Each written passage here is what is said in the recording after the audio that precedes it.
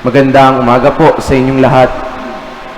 One time when I was young, I was present in a meeting of teachers, and I heard one teacher saying, "Sir, we do not play favorites here in school." Pantay-pantay po ang tingin namin sa aming mga estudyante. Wala kaming paborito. Equal silang lahat sa akin. When I myself became a teacher, I realized that it was a scam. Hindi po yun totoo. Human as we are, imposibleng maging pantay-pantay ang tingin natin sa lahat ng tao. Nung ako po ay nagtuturo, meron talagang mga estudyanteng kagigiliwan ka. Let's just be honest.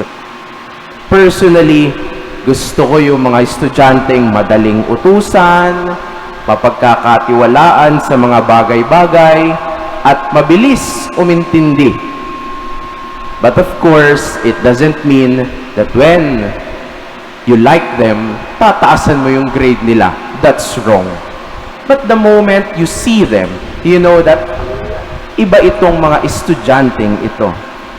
At kahit sa ating mga kaibigan, even siguro sa ating mga kamag-anak, kahit papano meron tayong mga kinagigiliwan o parang mga paborito.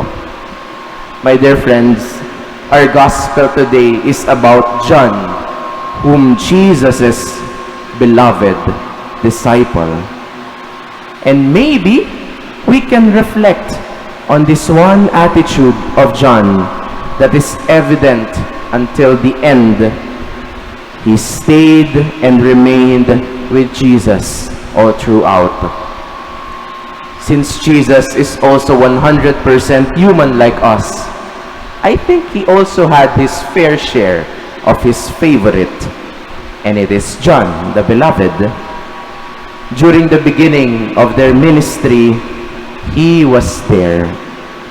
During the time of teachings and miracles of Jesus, John was a witness.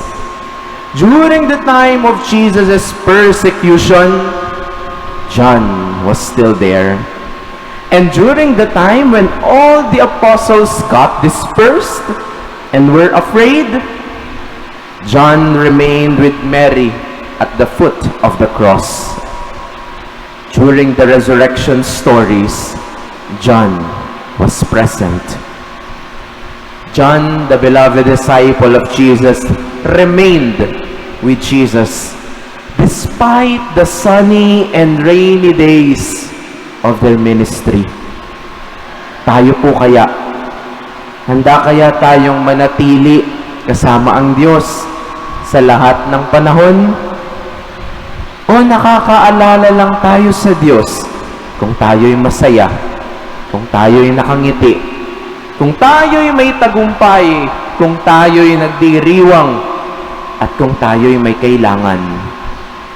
Paano po sa mga panahong tayo'y nalulungkot, tayo'y may dinaramdam, tayo'y may hinihingi, o sa mga panahong nagtatampo tayo sa Diyos o nagagalit? Paano po sa mga panahon ng dilim at lumbay? Mananatili pa rin po ba tayo kasama ang Diyos? My dear brothers and sisters, let John, the beloved disciple of Jesus, be our inspiration for today. Like him, may we also remain and stay with Jesus. May we also stay with him until the end. May we be Jesus' companion in spreading the good news of salvation. After all, we are all beloved in the eyes of Jesus. Amen.